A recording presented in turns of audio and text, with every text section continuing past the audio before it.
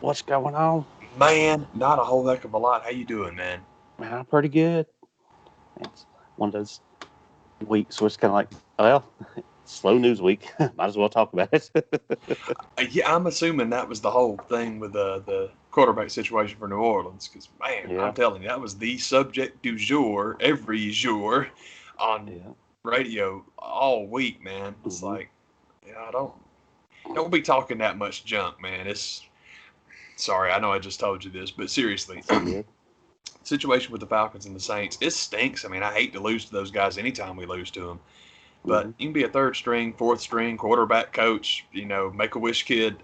New Orleans is pretty doggone good. So the whole notion of like, but he's a third string quarterback. Man, he's going to go in there and just mop the floor with him. And there were some people Yeah, that had that attitude. I'm like, you're out of your mind. That's just dumb. yeah. But we've said before. I'll say it all the time, every chance I get.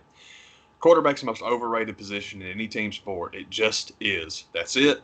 It is. And Mhm. oh, no, you can't find a great team with a non-superstar quarterback. Teams with non-superstar quarterbacks have won Super Bowls. That's just not true. It's not true, man. Mhm. New Orleans could play. I like Drew, but Drew's not the player he was 5 years ago. But he still plays for that team he did, and now they got a defense. So good for them, man. Yeah. It's I Well, hate to get blown up by them, but at the same time, it's not losing to them is not surprising. I wish we could have kept it closer, but getting beat by the mhm. side, hell no, man. I can't imagine. I don't know why anybody would seriously. Oh man, the Falcons are gonna win. I think you're nuts. Yeah. It's just, you know, anything that happens this year is kind of like, well, yeah, saw that one. Saw that one coming. Felt like we were just not going to do too well. Yeah, unfortunately, you're right, man. But I'll tell you, as far as like, oh man, we got a tank for God, what's his name, the Clemson kid. Shoot, I totally forgot his name. I'm sorry. Anyway, the kid, the quarterback at Clemson, we got a tank, man. We got to go get him, la di da. Hey, man, I'm gonna tell you something right now. He's good. Trevor Lawrence, Mhm. he's a Yeah. great player, and I think he will make whatever NFL team gets him very happy. But if I got that number one spot, I'm taking Fields, man. Justin Fields is the Yeah. baddest sucker. That's my guy. That's who I would go with. So For but real. also, I'm hoping that it's going to be one of those Marino Kelly situations where, for a long time, it's weird. We keep talking about New Orleans, Atlanta having a good draft position, and maybe get hope. God, if they can get either one of those guys, we'll be set. Mhm. But a lot of talk about, oh man, the Matt Ryan Drew Brees streak is over. Oh, it's such a bummer, and it was because that's freaking awesome that those guys played against each other so many times. Yeah. But for their careers coming up, I guess I shouldn't say Ryan and Breeze because that's a division thing. But if you can get the next Brady Manning to be, you know, I don't know if that's fair or not because I was going to say like these two guys are getting drafted the same year. That's great. I don't mean to bypass Mahomes, but I'm assuming that Mhm. I don't know, man. Things happen so fast now. I was thinking old school timing, where yeah, you give them about 5 years to really get in there and become establish themselves as the best players, and Mahomes will still be the top. Him and Mahomes and Rodgers will still be the top guys for that time. But man, I don't know. It happens so quick now because they don't pay guys anything, and if you don't start winning, like they said, that's the whole thing. Well, we're putting Tua out there because if he can't get it done, we're drafting another quarterback. We've talked about it for a Yeah. long time, man. That's the Tebow effect Yeah. right before Tim Tebow got drafted, the reason he got drafted, and I know Skip Bayless is going to shudder and probably crap his pants a little bit at the fact that anybody on earth is saying this, but it's true. You just had the CBA renegotiated to where rookies didn't make nothing. Because if you were Mhm. still handing out Jamarcus Russell money, Tim Tebow Yeah. would have might have gotten invited to a camp. There's no Mhm. way he's going first round. Yeah. But with the new deal, you can make up what his guarantee with jersey sales. You're Yeah. fine. So the fact that you're not paying the guy anything, hey man, you can take a flyer. Look how many garbage quarterbacks have been drafted in the first round. The upside to garbage quarterbacks being drafted in the first round is now I don't necessarily. I think part of it is the economics because everything is, but the other part of it is that they really have. It's Tom Brady's shiny legacy is they really have legislated defense out of the professional game. It's very, Mhm. very hard to be a dominant defense now. But the upside is you get guys that are barely 6 feet tall and weigh about 185 pounds, and there's stars out there, and they're so much fun to watch, man. Murray's great. Russell Mhm. Wilson's great. Mahomes isn't that big of a guy, but I mean, God, it's Yeah. so much fun. I hate to be like, oh man, taking defense out of football, but they did, and since they did, at least the product they were left with is freaking fun, man. It reminds me of the Warriors. People, and I hate it because Pop is one of them, and I love Greg Popovich, but Warrior basketball is exciting. That was fun, dude. And I mean pre-Durant. Durant was fun too, but even before they got him, that team they were fun, dude. Yeah, man. I like it. I, I was one of the ones that, kind of bought into some of the hype, thinking like, well, since Dan Quinn's been gone, man, the Falcons, we've turned that corner. It's not going to mean anything this year, but they're building towards something. And then they had a game like today, like, I remember this. Yeah. This looks familiar. Yeah, it was going to be, like we said, man, with Golden Boy going to Florida and having to find out the hard way 2 times that however special you were in the AFC East, you ain't that in the NFC South. And don't get me wrong, Tampa Bay is going to get that little butt pat, and they're going to get took care of. They can rough us up twice. They can beat the crap out of Carolina. But if you think you're the fair-haired child, you clearly don't know what New Orleans actually is in terms of hierarchy, especially like we've talked about. They've gotten jobbed in the playoffs twice. The league owes them. So it's like, man, just be careful, Tom. Don't cry. Don't get upset. My Tommy. Yeah, God. Speaking of NBA stuff, apparently Rondo's a Hawk now. See, I hate that, and I'll tell you. I wasn't sure if that was going to work out or not, but we'll just have to wait and see. Skip and Shannon were discussing it, and that'll be fun to hear them talk about it because that's been Skip's whole thing is he's the key to a Clippers championship, and the Lakers will fall apart without him, which is totally fine, except that he's done nothing but talk crap about him since he left Boston. But now all of a sudden he's the anti-LeBron, so he's the greatest player of all time. And Shannon pegged it.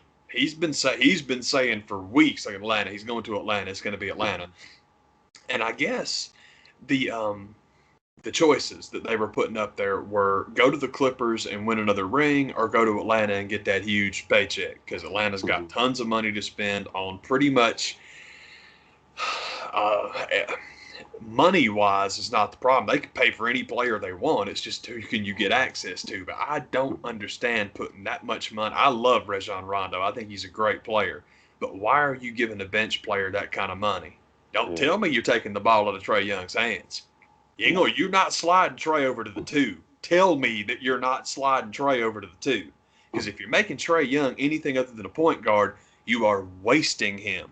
And we need to enjoy Trae right now while we can, because the second, and baby, I mean the SECOND, that Oklahoma City comes calling for him, he is out that door. And I don't blame him. I mean, I love the kid, and I think he likes Atlanta. But he is a very, very proud Okie from Muskogee, man. He will be right back there. And it's like, dude, I know that we're not going to win anything, but I would at least like that, kind of like we're talking about. Well, no, it's not what we're talking about because most of the teams we've mentioned in the NFL are quite good. The Hawks, man, the best example of, I say it all the time, the best example of how unbelievably stacked the NBA is that a team as good as the Hawks can finish up with a record as bad as the Hawks. It's crazy. That's my only thing is what a waste of money. Because the other thing was like, look at that big money. I was talking to someone about this, and they're like, what do you think about James Harden playing for the Hawks? I'm like, well, if you got to leave Houston and you still want, to be in Strip Club Central, Atlanta's a good fallback, but hell no. Because, again, if you put James Harden in the Atlanta Hawks, you're taking the ball out of Trae's hands. It's a mistake. It's a huge mistake. And I have no idea who I wish they would have put that money into, but I know that I think Rondo's a waste of it. I love the guy. He's a great player, but just as far as for how he'll fit into Atlanta, I'm like, I don't know. Having your highest paid player be on the bench doesn't really make a lot of sense to me, man. Yeah, it's one of those things that I'd heard was a possibility. And I was like, we'll see. But then the news came down. I think it was earlier today. I was like, oh, great.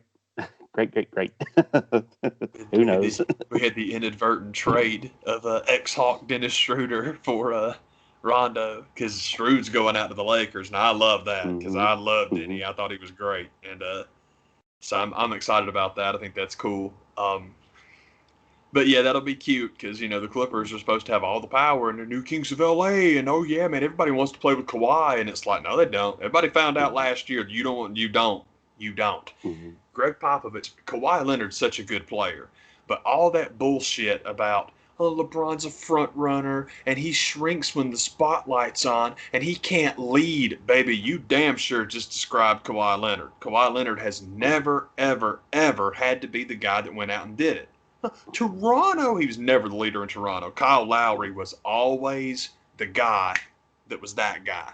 And it's great, man. You don't need everybody to be Michael Jordan. It's why I get so tired of the comparison endlessly. Not everybody is going to be that guy. It don't happen. It's just not going to happen. And the team only needs one, for the love of God. You just need one. You only want one. There's a reason that the 92 Olympics were fantastic, because Magic and Larry and Michael all got to be on the same team. Rarely ever on the court at the same time. Because you talk about too many cooks. It's not going to work. Oh, man, the greatest backcourt ever would be Magic Johnson and Michael Jordan. You are crazy. Because you would have them probably for about the first half of the first game. Because at halftime, one of them's killing the other one. No, man. Magic's sweet. Got that big smile. Michael's the killer. Magic Johnson was an absolute assassin on the basketball court. Wanted to kill people. Larry was the exact same way.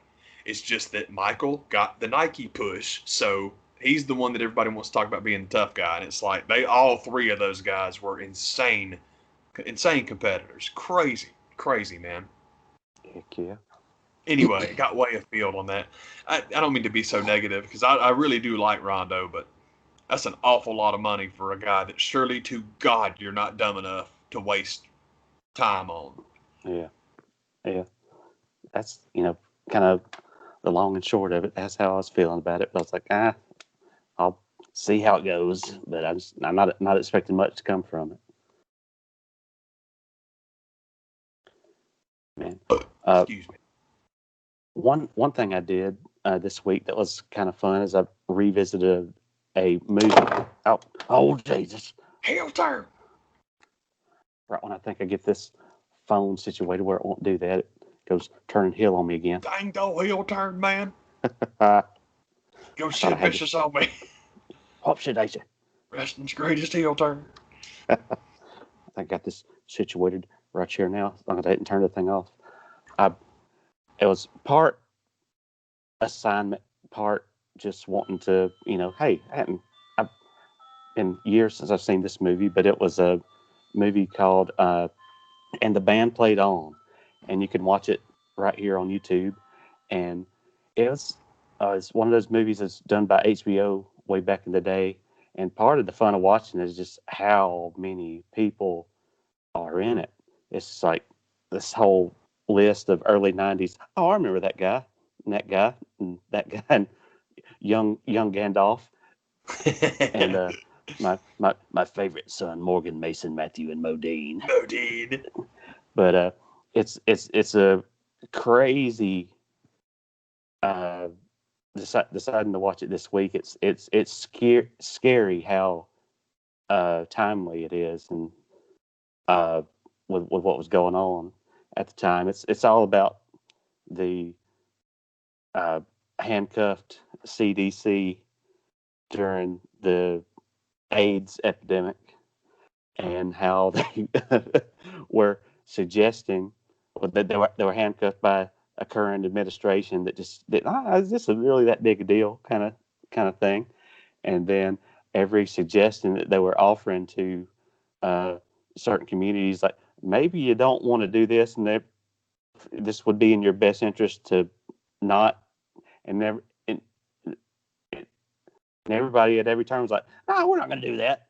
That's crazy talk. We're not doing that. So it's fun watch to go back and check it out. It's kind of scary just how timely it is with everything that's going on right now. But that's one movie I went back and rewatched. So I was like, oh man, it's scary. Reagan's implementation of Nixon's, government's the problem, right? The government, big government, that's the problem. That's the problem in American lives, is big government. Didn't do anything about that big government price tag.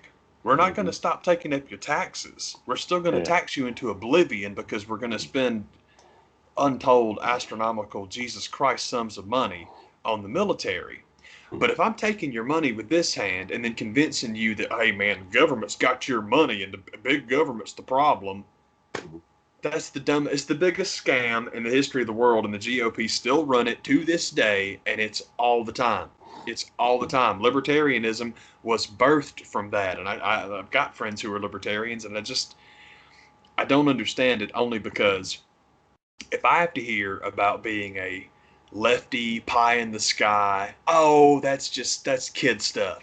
That's utopian. You're never going to get there. You're telling me you think the federal government's going to stop collecting your tax money? That to me sounds like the most daydream believer stuff I've ever heard in my life.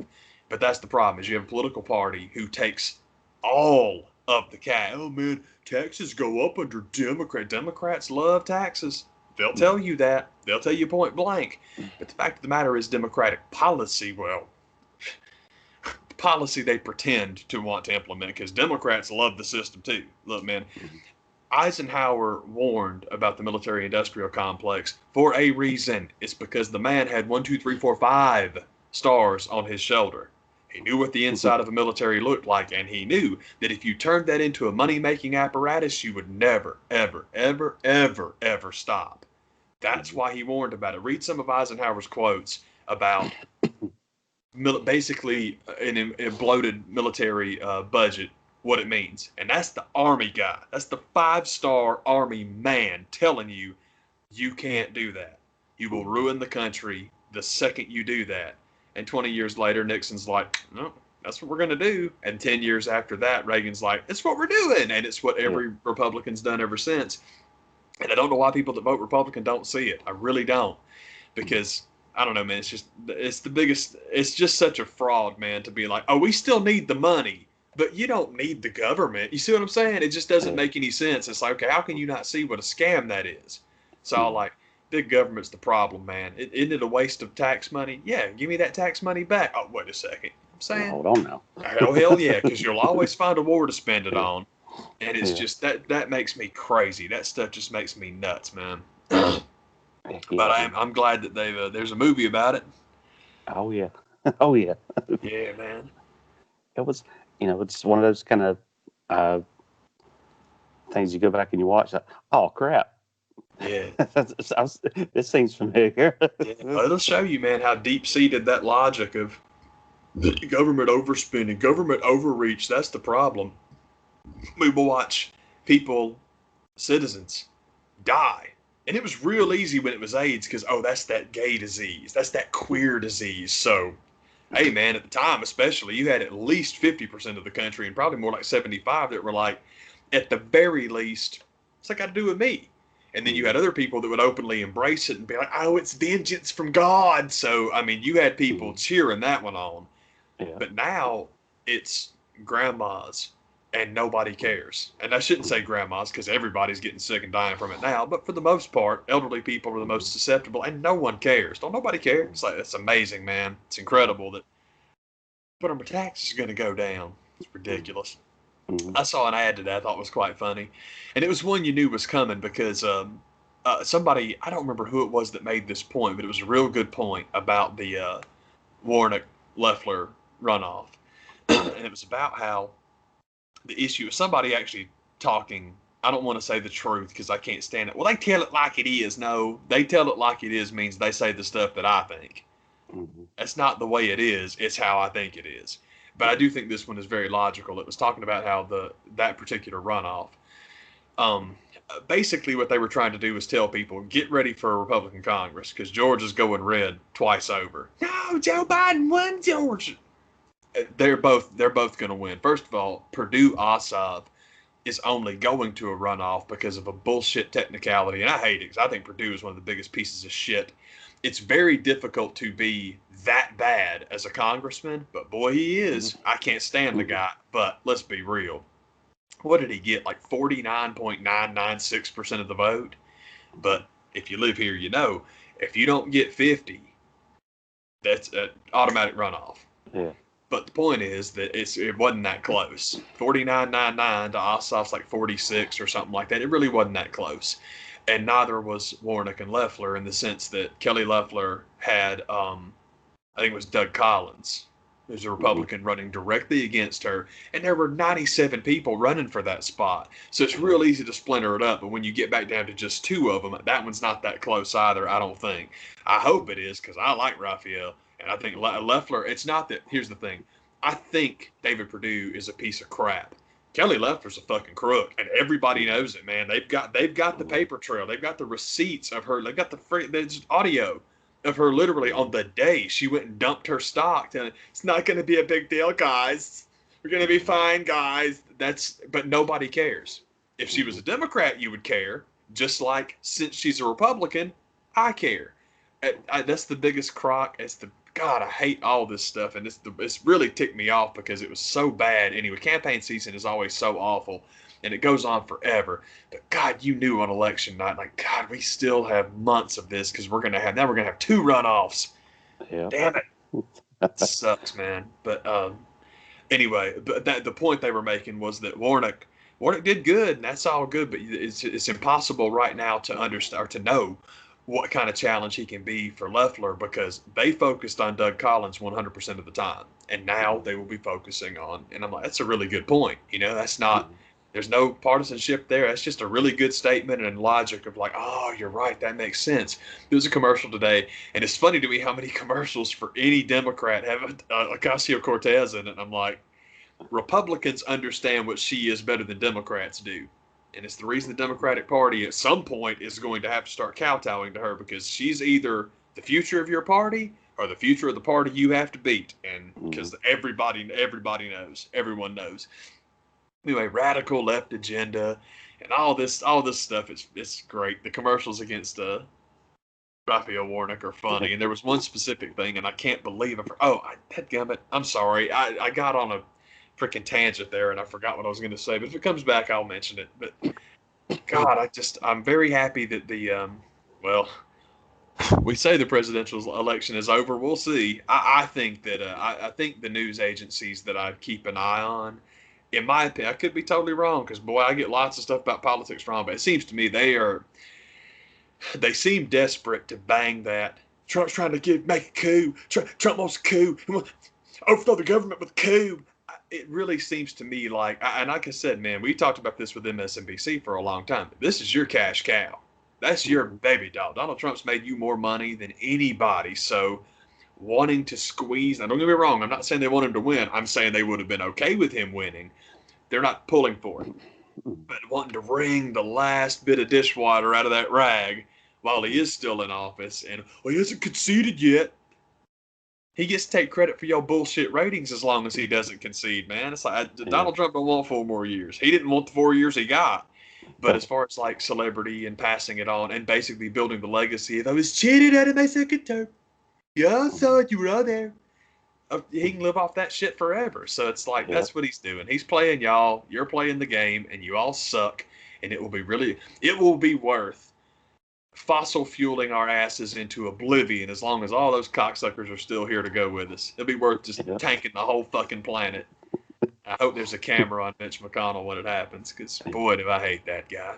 But to be fair, I hate Mitch McConnell for very different reasons than, I do think Perdue's a bad guy. I think all these people are bad people. I don't mean the Republicans, I mean the politicians. They're all bad people, but McConnell is not only a bad person, he is, I say it like, Kelly Loeffler was a crook and nobody cares. And, oh man, David Perdue is accused of doing the same thing and nobody cares. Mitch McConnell is outright pure fucking evil and nobody cares. I mean, that guy can't die a painful enough death. It can't happen. He is a terrible, terrible person and will openly tell you he's a terrible person and still keeps getting elected, man. And it's just, the thing, all you got to know, in my opinion, about Mitch McConnell is that Mitch McConnell is the guy in the Republican Party, but really in the Senate. It's really more about the Senate, because when he was minority leader, he was still King Mitchie. All the Democrats kissed his ass. When he was in, you have to remember, when Barack Obama was first elected, the Democratic Party had a super majority. Not a majority, a super majority. Veto-proof, airtight. Republicans couldn't get a word in edgewise. Did you ever stop hearing about Mitch McConnell? Because you don't hear about Chuck Schumer because he's irrelevant as shit. But you never stopped hearing about Mitch McConnell. It's because Mitch McConnell is the guy that will go to the mat and do the dirty work that other politicians don't want to do. Now, I want you to think about how scuzzy the work that politicians won't do in the name of a dollar has to be in order for you need to go get Mitch McConnell to do it for you. But that's why Mitch is Mitch, because he knows how to play the game. He has absolutely no scruples, period. The guy will do anything, and he's good at his job. That's why I don't like him. It's real easy to do that. Man, we're number one. That team's overrated and they suck. It's fun to talk about people that's true of, man. But the enemy that you actually have to not respect, but you understand, yeah, that's going to be a difficult one. It's not going to be easy to beat that guy. That's the one that really pisses you off. Clearly, it's the one that makes me nuts. Yeah. Dirty work. Dude, I'm serious. If you're like the lowest, or not lowest rung politician, but if you're the politician, the other politicians is like, I don't know, man, and you're the one that's like, I'll do it. I'll do it. Yeah, that's all you need to know about Mitch, man. Yeah. That reminds me of Survivor Series. Hey, dude, seriously. That going on tonight, and me just having no interest in wanting to see it. And I just think Ministry of Darkness Undertaker meets Mitch McConnell and he's going to take his soul, and it's all like, damn. Well, maybe I don't want that one. Damn, that's evil. I'm big evil. That's huge evil. Mitch McConnell's huge evil. I was tempted to start my subscription back up tonight, but I didn't do it to see the show because it's, honest to God, the only thing on it that I even would have wanted to see was what are they going to do with the final farewell? That won't be that final, but we're going to have a party in the ring. Because, after the Ric Flair retirement, and he did his shoot interview and just had that, thing of, nobody will ever get a shind off like that anymore. And Rick crapped all over his, and Undertaker will crap all over this.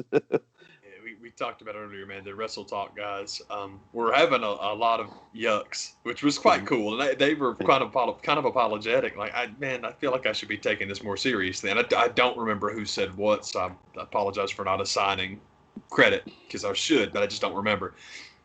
But one of them, I think it was Chopper Pete, actually, is like, I've seen The Undertaker retire 5 times. He's like, man, why in the world would you take this seriously? And he's not wrong, man. I totally get it. I totally get what people would feel that way. Yeah, man. And it's just, it was a whole show of matches that don't mean anything. God, no kidding. And it's like, I can skip this one. I'll get plenty of reviews on the podcast to listen to. I feel like I've watched it several times over, even if I had, by some of the shows I listen to. But one of the good ones, you can go watch the Undertaker's Last Dance Ride documentary. Last Dance Ride. It's good. It's a good watch, but it's even I think the 5 parts of it kind of feels a little bit long. Like, you could have condensed this even more. But I watched my very first ever episode of the show Hot Ones that he's on, and it's dang fun to sit and watch Mark be Mark. I thought so too. That just happened to pop up in my suggestions, and I watched it this afternoon. I loved it. I thought it was great, man. Yeah.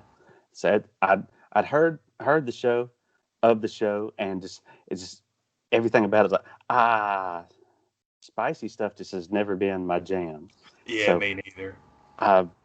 Probably even less of my jam is people sitting around eating it and talking about it. And like, oh man. It's interesting. I thought it was one of the things on the show I really like, man, is it's good to have a Texas boy try to explain the difference between spicy and hot, because they are different. Spicy is a flavor. Yeah, spicy is a flavor.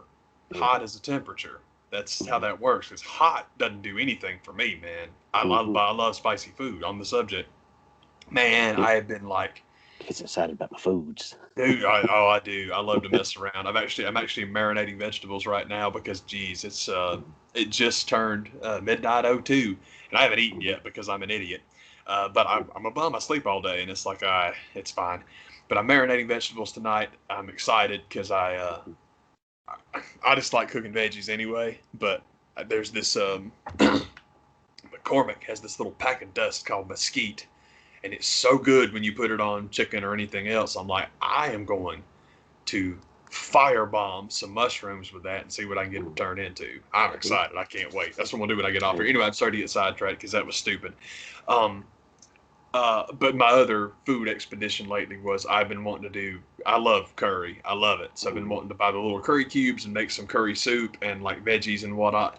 And man, it looked awesome. I got it looking great, but I never could get it to taste right, man. So I don't know what I did wrong, but it bummed me out. It was okay. The veggies were good. It's just like I just messed the curry up, and I'm like, crap. So I'm hoping I do better tonight. I'll let you guys know next week. It's a delicate thing when it comes to seasoning and stuff, but It just messed. I just couldn't get it to. I couldn't get it to pop the way I wanted it to. Yeah, I was surprised because again, it looked fantastic. But at the same time, in my opinion, I'm a huge mushroom fan. Honest to God, man, olive oil 5 minutes over heat, dude. It's hard to not make them look good. So I'm taking far too much of a bow here. Yeah. But back to the Undertaker. I'm totally with you that it's just the curry thing is the point I'm making, that they're different. It wasn't too hot. That wasn't the problem with it at all. It just didn't have enough spice to it. There it is. But I'm totally with him. I felt bad for him on a couple of those, man. And then he did such a good job holding it all together. And at the end, man, you just go, oh God. It was, oh, man, what y'all do to the man? Yeah. And I just, I thought it was an admirable thing to, I got this milk sitting here. It's been my mission to not touch it. Yeah, for real. And then the dude, I thought it was real cool that dude dapped him up for it at the end. He was like, yeah, you were saying you didn't want to go for any milk, and by God, you did it. I'm like, all right, good for you, man. As long as that milk's been sitting here, it's going to be gross anyway, so it ain't going to do me no good. I'm not drinking that junk. I thought the commando question, I thought Taker's reaction to the commando question was freaking awesome. That's like a Mark fantasy to have the guy, the God guy you're interviewing be like, man, you've done your homework. That's the first time anyone's ever brought that up. I'm like, what a cool moment. I'm like, God dang, that's just awesome. It's like Lemmy pointing at you after playing your ring. Yeah. And I thought of that's been like the, shoot interview that everybody's wanted for a long time. And with the last ride and who would have thought the last ride on produced by the network and the episode of Hot Ones, we got it. Yeah. And if that's a sign of what he's going to be doing to come, I think it's probably, will be good for him. Just, stay out of Saudi Arabia, which I don't see happening. Yeah, that's what that was my favorite comment from the Wrestle Talk. It was just a watch along they were doing, but that was their thing. Is like, yep, we'll see you in Saudi Arabia, and I'm like, I wish that I could be like, man, don't say that, but I think you're right. I can't be mad at you for pointing out for saying it, because it's like, yeah, it's probably true.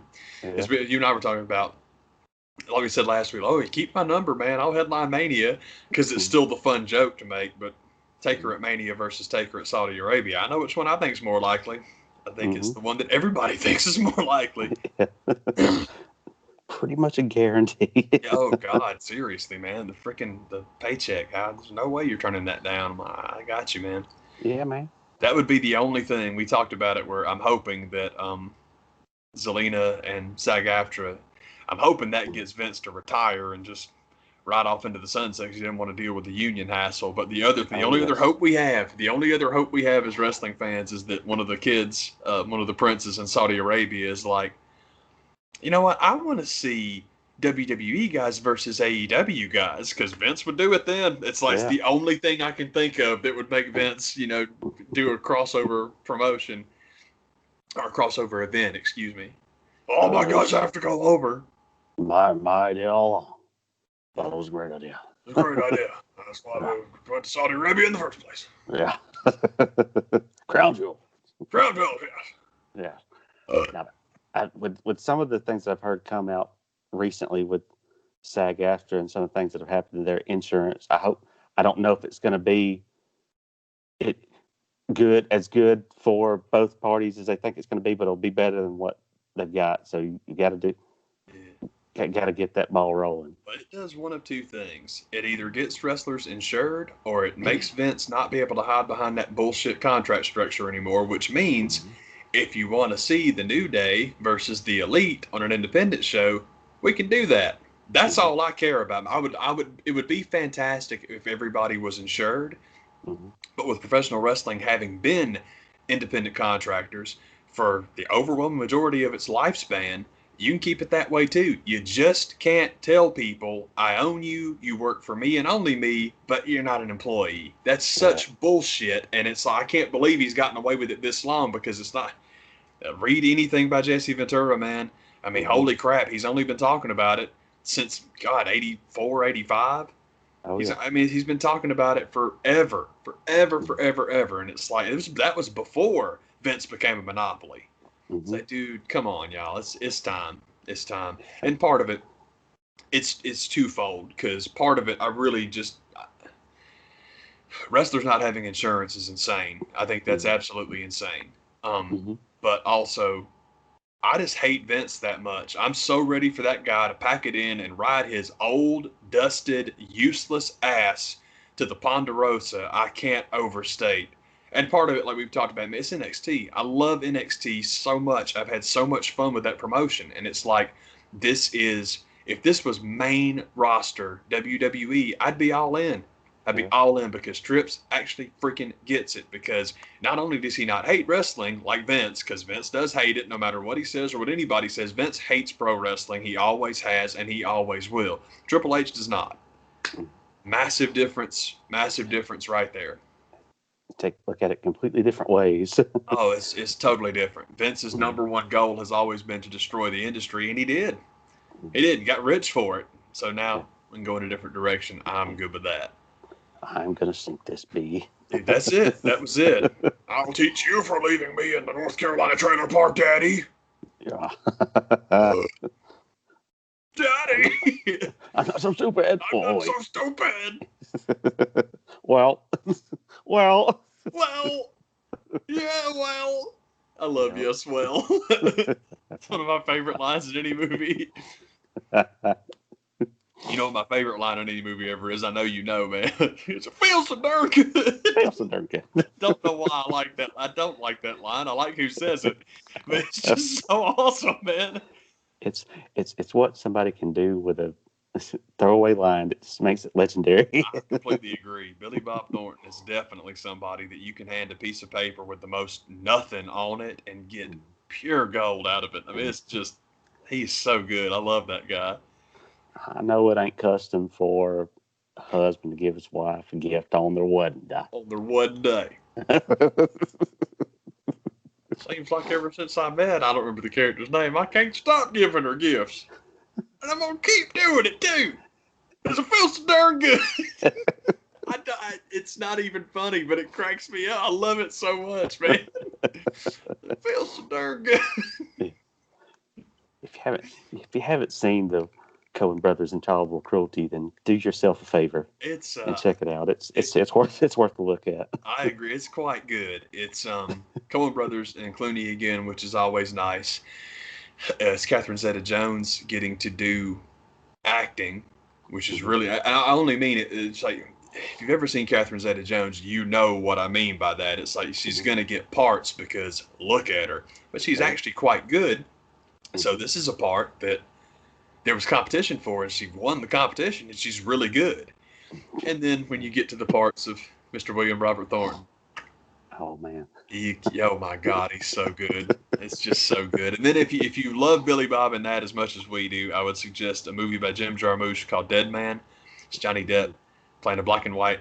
He's not a cowboy, he's a poet, but the cover Mhm. look it's a western. But Billy Bob Thornton's only in one scene, but I, it's a strange scene. It's got a little bit of that happiness vibe to it, where there are certain things in happiness that will make you feel a certain way. And then when you stop and think about what's going on and what the scene is actually supposed to be about, it's like, I'm not supposed to be anxious here. I'm supposed to be revolted. It's fascinating. It's very interesting when people can do that, can manipulate emotions like that.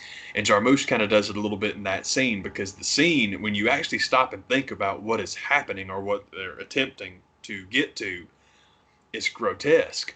Billy Bob Thornton is a riot in it, and it's just like, golly, man, I feel so bad saying how much I love that scene, but I do, because he's freaking awesome. Yeah. It's that feeling you get in watching Psycho when you have Anthony Perkins playing Norman Bates, who's you hate for those for what you just saw. We know he just killed this lady. He drives her out to the swamp to let the car sink, and it's I think it speaks to the brilliance of Hitchcock. For that brief second, the car stops, and you're like, "Oh no, how's he going to get away?" Yeah, Then it for starts real. sinking again. Like, oh, okay. Oh, Okay. thank God. Oh, God. Oh, God. Christ. What the Christ. Oh, God. Man, what the Christ might be my favorite line from any movie ever, now that I'm thinking about it. Oh, what's great. What the Christ. Man, lots of Coen brothers. I didn't even think about that, man. Comes back around. For real, man. Yeah. Man, that's Hell really yeah. bad. I don't know if there's anything else going on right now. I'm just doing more Coen brothers lines, man. Yeah, it's just Tell him, Coen. I think he's a damn fool. Tell him I said so. Hey, John McDonough. And if he wants to discuss it, he knows where to find me. Maricopa County Maximum Security Facility, Prison Maximum Security Facility for Men, State Road, Tempe, Arizona. I've been waiting. I'll be waiting. Nicolas Cage cutting a promo on Edwina McDonough's former fiance is hilarious, man. Yeah. Now, I don't want you to just tell me what I want to hear. Well, sir, I guess I am what I'm doing. Now, didn't I tell you just not do that? Did we just tell you not to do that, boy? Okay, then. The parole board's constant, okay, then. Don't forget his fingerprints, Ed. Don't forget your bouquet head. Yeah. Don't forget your bouquet head is awesome. If you've never seen Raising Arizona, this is a weird category and a very specific category, but if you watch the movie, you'll see what I mean. Never. I can't imagine there will ever be another movie that actually has an opening credit sequence that has more hilarious shit happen between the start of the movie and the opening credits. Oh. It's unbelievable. It's so good, man. You're 10 minutes into the movie before you realize, oh yeah, they haven't even shown. Yeah. Once the names start running, it's like, holy crap, okay. Maybe longer than that. It's sweet, man. Pretty neat. It's an entire short movie before it even gets to where it's going, man. Yeah. I'm pretty sure that everything we just mentioned is all in there. It all happened before that. Yeah. Sorry, man. Man. But I'll get it out in a second. But yeah, that's awesome that you watched Taker eat chicken wings, because I'm with you. It was really good, man. Yeah, man. I think it was a good. Hopefully, that's more of that will come. I hope there's supposed to be a part 2 of the Broken Skull sessions with Stone Cold. That I liked the first one enough, but it was one of those that I watched like, it's all right. Yeah, I can dig it. Man. It's I love Steve's podcast. I'm not as wild about it now that it's on the network, because that means that WWE gets the final word on what gets talked about, and it's like, well, that just tells you that you're gonna get the snip, because that's what they do. Yeah, man. It's like somebody posted a picture of Liam Hemsworth. He's all jacked up, and it's like, yeah, man, he's like Hulk Hogan levels of jacked, and it's like Hulk Hogan ain't never looked like that. He's looking more like Schwarzenegger than Hayden. Just like, come on, guys. Yeah. But I don't have any interest in that either. It's like, no, Netflix, dude. If Vince signed off on it, it's gonna be crap. Yeah. Period. You're never ever going to get anything about WWE that's authorized that's worth a damn. You just never will. It's never going to happen. That was even considering who's involved. It's Bill Simmons doing a documentary about Vince and all this stuff, and then if it's a collaboration between whoever's doing it in WWE, like, oh, you're not going to get the whole story. You're going to Absolutely get not. the ruthless aggression. Well, we're going to tell the way we saw it. It's absolutely true. It's because I saw the same thing. And my deal, first of all, with Bill is like, look, man, I know people love Bill Simmons, and I get it because he's what the sports world really needs now is a Boston homer. Because God knows there's not a whole fucking network called ESPN based in goddamn Connecticut that doesn't shove New England-based sports all the way up the old rectum of all of us.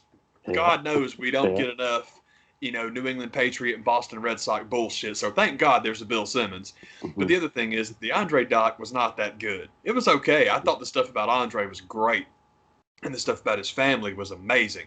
But as soon as it becomes Terry and Vince hour, you can turn that shit off because it's just endless. It just goes on and on forever. And it's like, first of all, A, if you know anything about wrestling, you know these guys are bullshitters. B, if you don't know anything about wrestling and you're watching this documentary, you know these guys are shitters. So therefore, C, why are we still watching these people?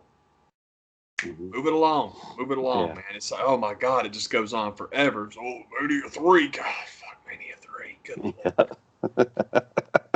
Good Lord. So yeah, the Vince documentary, I'm like, that was the whole thing we're whining about that on the radio. Like, well, is it going to be like authorized, or is it going to be like the real story? What are they going to do? And I'm like, well, at least you understand that if it's authorized, it's crap. Yeah. At least you know that. I got the same thing. My deal with like the Hogan movie, and if you want to do a Vince McMahon movie, la-di-da, take a page. Listen, learn Borat's lesson that he didn't learn. All right? I wanted to make the Freddie Mercury movie. I know you did, but you're not going to get to because Queen's not signing off on that. But you could make the Timmy Jupiter movie. You can say whatever the hell you want to. Everyone's going to know what you mean, and you don't need permission from anyone. Archetypes are wonderful. Archetypes are wonderful. No matter who you come to protect the innocent and tell the real story. Dude, seriously, so we can actually talk crap about rich people. That's pretty much what that means. Yeah. That real talk. Real talk. Is that real? Yeah, man. I've done nothing. I will say this. And then I will sign off. Because I got vegetables to cook. Oh, yeah. I hopefully will be back here next week. I hope that I will be here to do a show next week, but I can't promise anything because tomorrow, I apologize for my freaking out, but I'm very excited. Tomorrow, Shadowlands drops.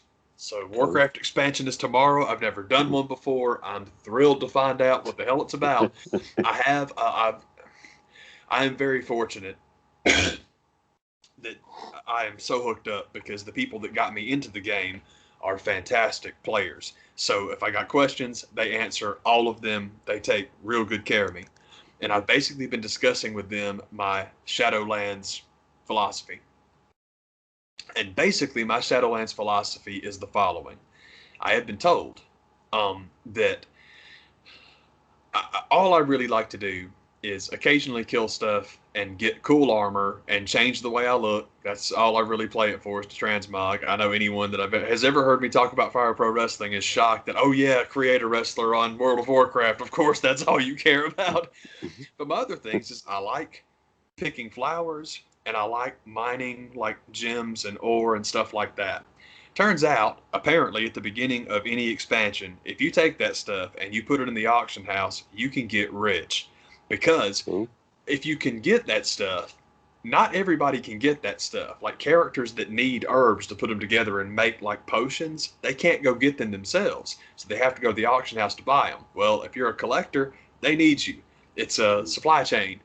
And it's like, oh, that's freaking awesome, man. So that's pretty much all I'm going to do. I think I'm going to give it maybe 3 weeks to let everybody get it out of their system.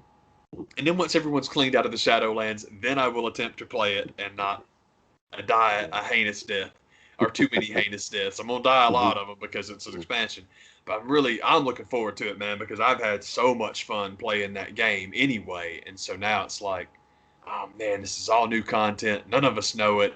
It's cool, man.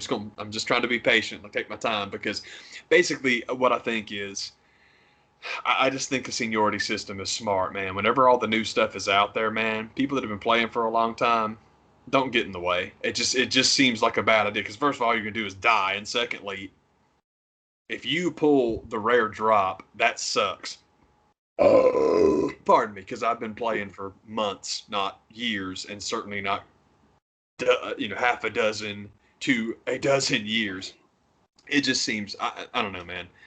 Seniority seems fair to me, so that's what we're gonna do. And then once everybody has had time, not everybody, but once people have had time to get out there and see what it's about, then I'll go out there and get myself killed for a little while. But in the meantime, I'm gonna get rich off herbs and spices.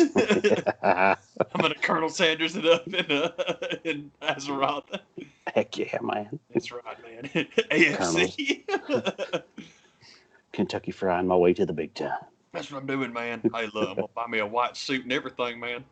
Mm-hmm. See me coming. That's right. I'll tell you what.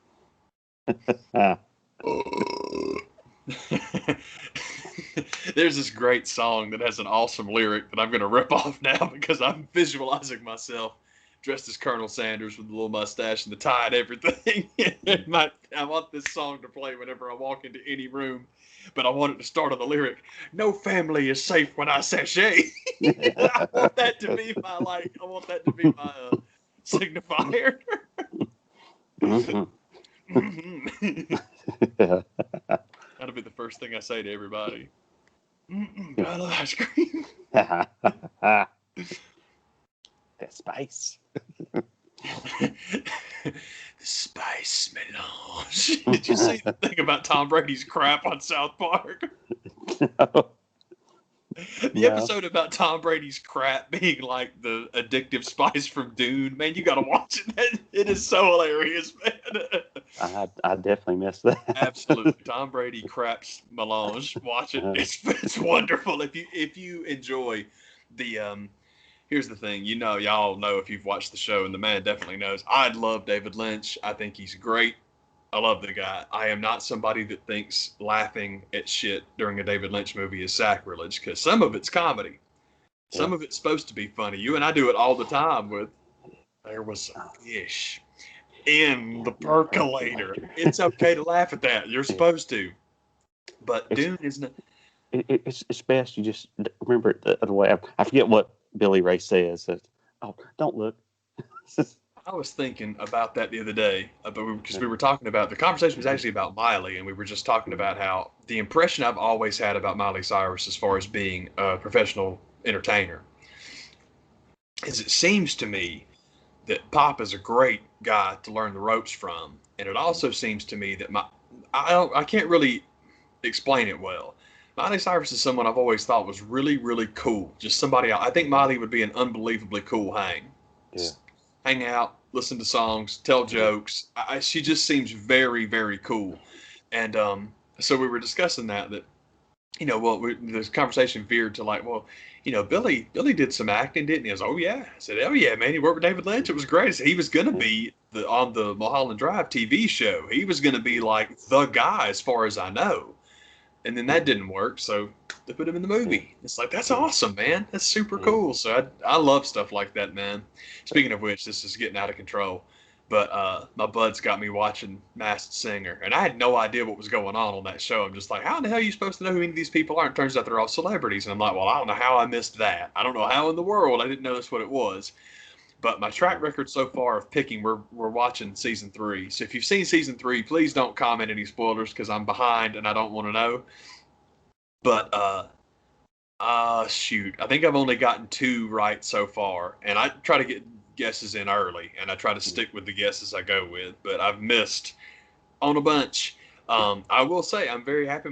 I'm very pleased. Rob Gronkowski I picked instantaneously as soon as that jackass walked out on stage and he saw as tall as he was and he starts doing his little funky legs. I'm like, that's Gronk. This was an off cycle. He hadn't come out of retirement, Gronkowski, and I was right about that, and it's okay. Shamefully, the other one I pegged probably faster than Gronkowski was Sarah Palin, because as soon as they start doing hockey skates and talking about Mama Bear, it's like, this is Sarah Palin. Yeah. Because she's embarrassing enough to say yes to do it. Ridiculous. I will also say this. There was a guy that was, I think, Llama, and I blew Llama, and it pissed me off because I thought I was so right. I went with Jack Black. I stuck with Jack Black. I said Jack Black from before he started singing, and then once he started singing, I'm like, that's Jack Black. There's no way it's not, and it freaking wasn't. And I'm still mad that I missed it. No, I'm not mad that I missed it. I would have guessed it was Jack Black 100 times out of 100. It's freaking Drew Carey. I had no idea, and it's like, God damn, I'm so mad. I'm still mad about it, obviously, man. But anyway, I've got caught up in, it's weird. It's very, very weird because the singing part's fine. I mean, there's all kinds of singing shows on TV, but it's the freaking game of Clue. It's trying to figure out who people are based off of, we're going to tell you this and we're going to tell you that. Man, I've gotten too addicted to it. And I'm like, God, how did you let this happen? I'm sorry. You're talking about Fish in the Percolator. Oh, And I'm sorry. funny stuff. I just got way sidetracked. Dune is not supposed to be funny, but it is. And if you watch it for comedy, it's great. It's really, really fun. You can have a real good time. You've got to get through that one somehow. Yeah, seriously. So if you watch it for, comedy's enjoyment, man. So if you're watching it for that, you're watching it to enjoy it. It's totally okay. But with the voiceover effects and la-di-da, if you've enjoyed the comedy aspects of Dune, that episode of South Park will absolutely do it. It is fantastic. It's wonderful. Cool. That's what's up, man. That is what's up, man. I have nothing to talk about, man. I'm running along. Sorry. Oh, man. Hope everybody has a good Thanksgiving. Still trying to write that perfect Thanksgiving song. Yeah, I'm working on it. I think I mentioned that I was coming home the other day, man. I was on the way up through Tennessee. I listened to George by God Jones, and what happens is if you listen to George Jones in the state of Tennessee, when you come back through Tennessee, you're gonna write you a country about it. Yeah, I got George Jones. It's great. It's great, man. But I'm still working on that. Don't know if I can make it about Thanksgiving or not, but I can probably work some turkey in there. Every Thanksgiving ballad I sit down to pen just ends up becoming Christmas in Dixie. I swear to you, I was just sitting here thinking, have some turkey tonight. This is what we do. We get together, we talk about wrestling, and we sing old country songs because we're awesome. There's deviled eggs on the counter. See, we got it now, man. It's coming together. That's all it takes is don't go too heavy on them things. See, man, just get the ball rolling right down the hill. Because 3 or 4 of them in there, you think, oh my God, that's 4 eggs. My heart.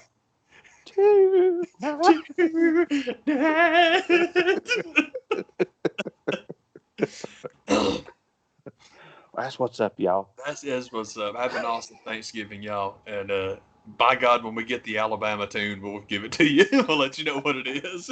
Heck yeah, man. I'll see y'all. Bye.